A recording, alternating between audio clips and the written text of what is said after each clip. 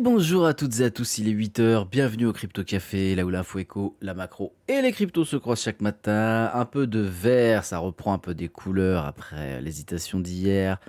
Bon, il y a pas mal de news qui commencent à tomber, on a pas mal d'infos à aller gratter à droite à gauche. On va faire le petit récap qui va bien. Et comme d'habitude, on attaque le Crypto Café.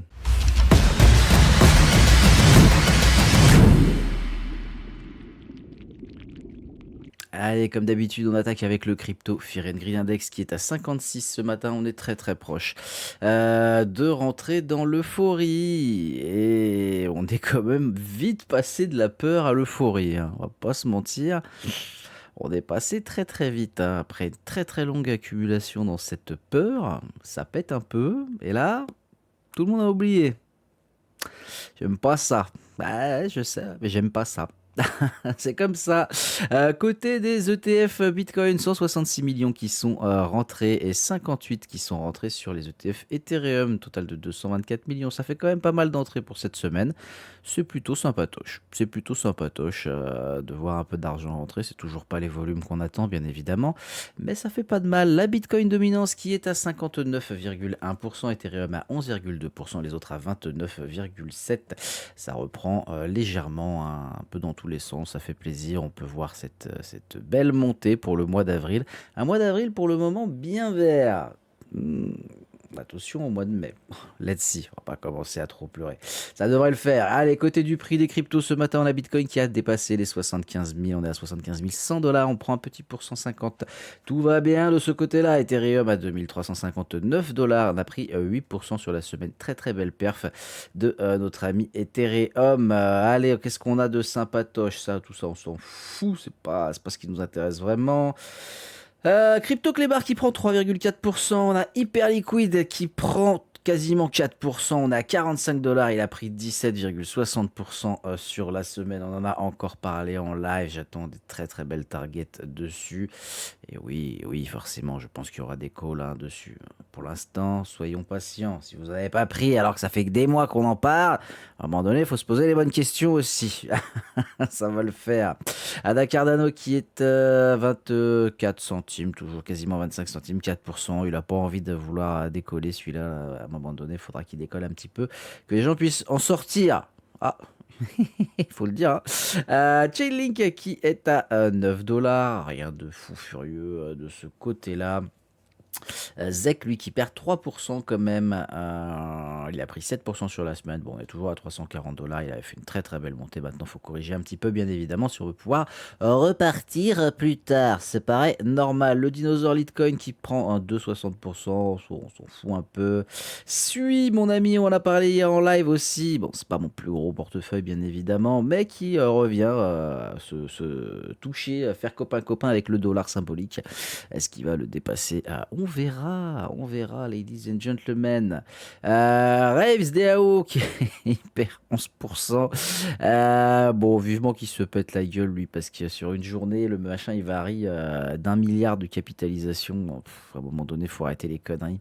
Très clairement. Que ça dégage vite du top 50 là, cette merde là, ça n'a rien à foutre ici. Tao qui est à 242 $. On ira faire un petit tour sur le graphique rapidement à la fin de cette matinale. Polkadot qui prend 5%, qui se remet bien du coup de l'espèce de hack qu'il y avait eu avec Hyperbridge. Donc bon, tout va bien, mais ça m'inquiétait pas plus que ça, bien évidemment. Zen, Nir, pareil, on en a parlé hier, il prend 5,78% ce matin. Ça serait pas mal, hein, ça serait pas mal qu'ils reviennent quand même sur des prix intéressants. Encore une fois, il y a beaucoup de choses qui sont dites sur ces cryptos-là, les cryptos AI, intelligence artificielle. Pour l'instant, le leader, c'est Tao, avec tout ce qui s'est passé récemment, Covenant AI, etc., à surveiller, bien évidemment, s'il perd pas sa place de leader et qui pourrait en profiter, bien évidemment, à surveiller, mais on vous tiendra au courant dans le groupe. Donc n'hésitez pas à rejoindre. Ah, c'est gratuit. bordel. AVE qui prend 6%, pareil, il y avait eu pas mal d'inquiétudes, il y a eu pas mal de tourments, que ce soit au sein des équipes techniques, au sein de tout ce berdier là. La DAO et les votes ont l'air d'avoir fait leur effet, ça fait plaisir, ça reprend 18%, et 6% aujourd'hui, on est à 106 dollars, ça c'est une très très bonne chose. Pépé, Pépé, vous le voyez, il est juste ici le petit Pépé, il est juste là, on en a pareil en live hier, j'ai envie de trop en parler parce que ça reste quand même du même coin, mais il prend quasiment 10%. Ce matin, il profite enfin de la poussée d'Ethereum, hein. Comme vous le savez, en général, il y a un petit décalage entre les deux, mais PP va pouvoir un peu plus pump qu'Ethereum en règle générale, là, tout simplement parce que il est plus petit en capi, hein. Faut pas déconner. Et puis ça va être tout ce matin, hein. ICP qui prend quand même un petit 6% quasiment. Allez, on finit sur ICP qui prend un petit 6%. Pareil, belle volatilité. J'aime bien ce genre de figure sur 30 jours, sur un mois. On pourra aller peut-être regarder le graphique un peu plus tard. Dessus, côté du calendrier économique. Allez, bon, hier, on a eu des stocks de pétrole en baisse pour la première fois depuis plusieurs semaines. Enfin, un peu de baisse. Ce qui est intéressant à noter, c'est quand même que les exportations de pétrole états-uniennes ont été, comment dire ça, grave en augmentation ces dernières semaines, hein. C'est bizarre. À qui profite cette guerre quand même, hein? On se pose des questions, hein. Et maintenant, il y a le blocus du blocus. Il n'y a plus rien qui sort. Et du coup, ils vont encore exporter encore plus à des prix un peu... Ça y est. Cuillère, calme-toi. Calme-toi, bordel. Apaise ton cœur. Je dis ça comme ça, mais en même temps, les gars, c'est les chiffres, hein. Quand on voit juste la courbe d'exportation du pétrole des États-Unis,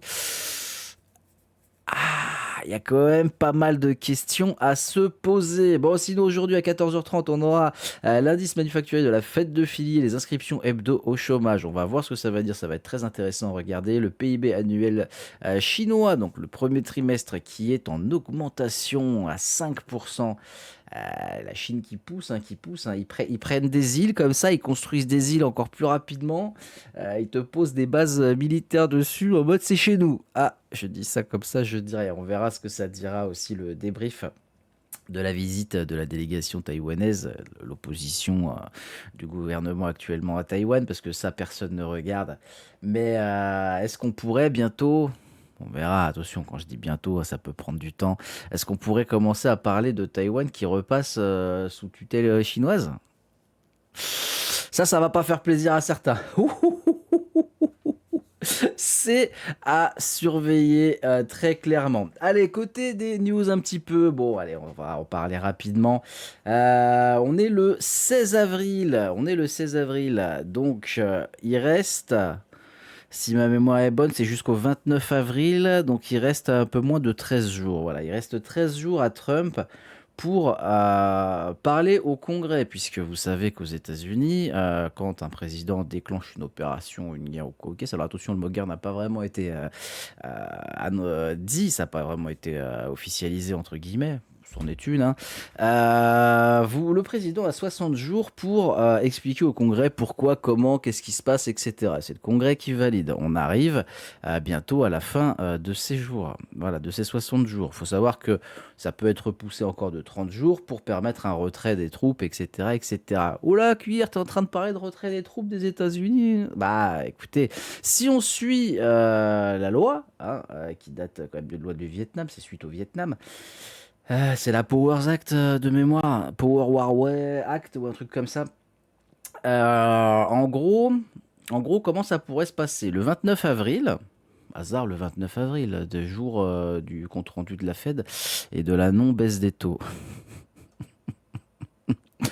Trump doit avoir l'accord du Congrès, ce qui n'est pas chose aisée vu le bordel que c'est en ce moment et vu comment il se met tout le monde à dos en ce moment, pour pouvoir continuer sa guéguerre. Comment ça va se passer? Je ne sais pas. En tout cas, il reste 13 jours. On verra ce que ça dira. Pareil, là j'ai pu lire ce matin, alors j'ai pas l'article, mais j'ai pu lire ce matin que Trump envisage de virer Powell s'il refuse de quitter son poste de gouverneur. Vous savez tous que Jérôme Powell est président actuellement de la Fed. Kevin Warsh doit le remplacer. C'est toujours pas fait, puisqu'il n'y a toujours pas eu la fin de l'enquête sur Kevin Warsh, il y a toujours pas eu l'audition, etc., etc. Donc pour le moment, bah, on est un peu embrouillé, très clairement. Donc, ça va commencer à picoter. Bien évidemment, la présidence américaine, même si elle fait la nomination du président de la Fed, ne doit pas se mêler de ce qui se passe à la Fed. La Fed est indépendante. Enfin, ça a toujours été comme ça au niveau de la Fed. Et là, on a de plus en plus de tentatives. De la Maison Blanche de manipuler la Fed. Et ça se voit et ça se ressent. Il va falloir faire très attention à ça. Quand on a Trump qui dit, de toute façon, Kevin Warsh va arriver, il va faire une baisse des taux d'intérêt.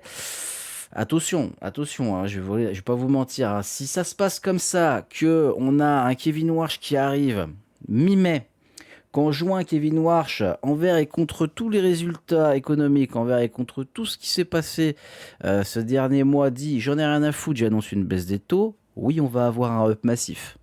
Ça, c'est une évidence. Par contre, qu'est-ce qui va se passer dans les mois qui vont suivre? Ça va être une catastrophe. Voilà, économiquement parlant, ça va être une catastrophe. On ne peut pas baisser les taux avec des résultats économiques comme ceux-là. Va falloir surveiller. Pareil, est-ce que Powell va quitter son poste de gouverneur? Je vous rappelle qu'il a encore 2 ans de poste de gouverneur à la Fed après son mandat de président. En règle générale, la tradition veut que quand on quitte son poste de président de la Fed, on laisse son siège également.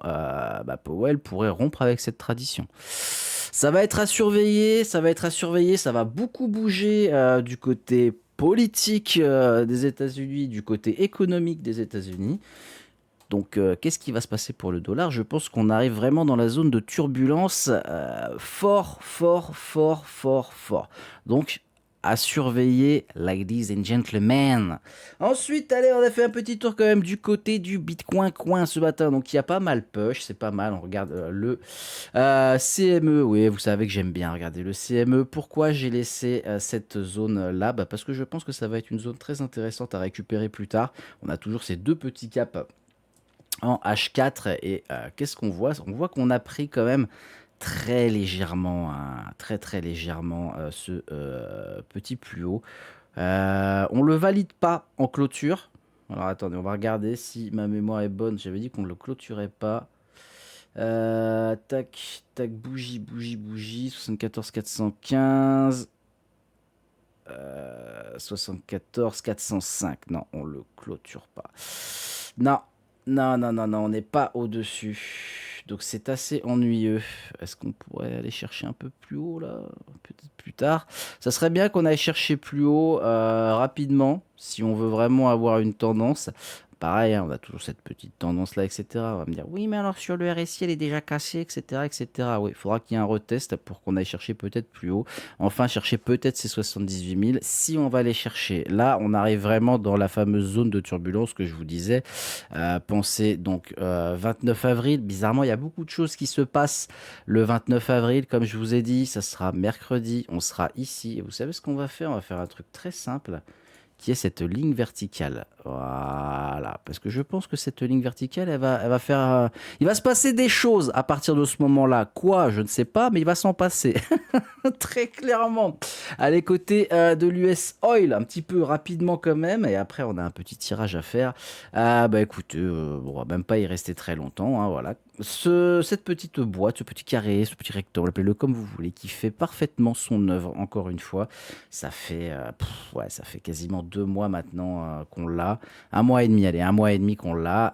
J'espère que vous l'aviez suivi, parce que la prochaine fois qu'on va en reparler, selon ce qui se passe, on pourrait supprimer ce rectangle et passer à autre chose. Let's see ce qui se passera. Allez!